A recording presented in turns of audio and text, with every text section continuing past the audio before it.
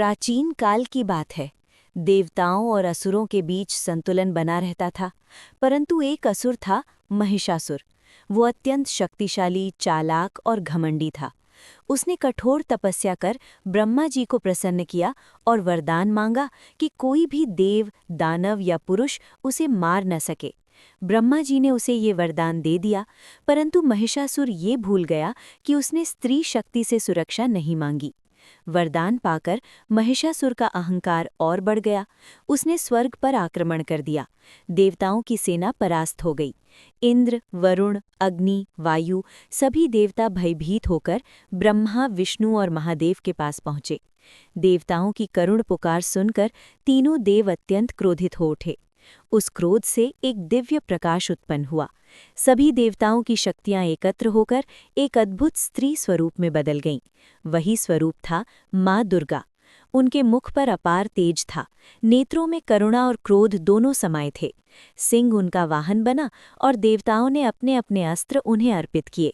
शिवजी ने त्रिशूल दिया, विष्णु जी ने सुदर्शन चक्र, इंद्र ने वज्र, वरुण ने शंख, अग्नि ने शक्ति और हिमालय ने उन्हें सिंह प्रदान किया।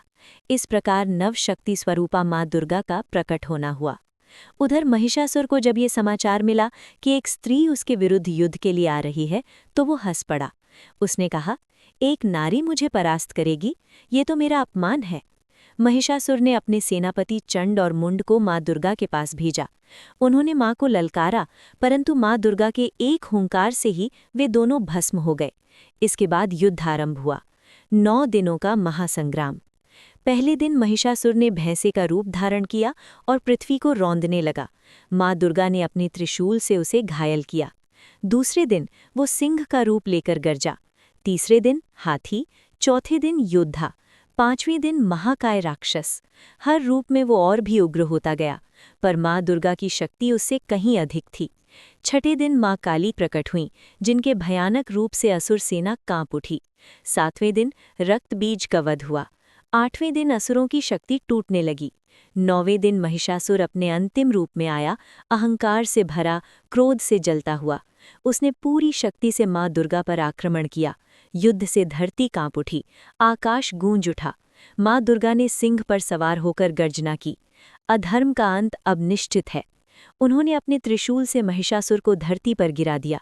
जैसे ही वो भैंसे के शरीर से निकलकर मानव रूप में आया, माँ दुर्गा ने उसे अपने चरणों में दबाया और त्रिशूल से उसका अंत कर दिया। धर्म की विजय। महिषासुर का वध होते ही आकाश से पुष्प वर्षा होने लगी। देवताओं ने माँ दुर्गा की जय जयकार की। पृथ्वी पर धर्म की पुनः स्थापना हुई। देवताओं ने हाथ जोड़कर कहा, माँ, आपने हमें अहंकार से मुक्त कर दिया।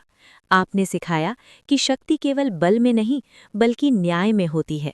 माँ दुर्गा मुस्कुराई और बोली, जहाँ जहाँ अधर्म बढ़ेगा, वहाँ वहाँ मैं किसी न किसी रूप में प्रकट होऊंगी। कहा जाता है कि तभी से नवरात्रि मनाई जाती है।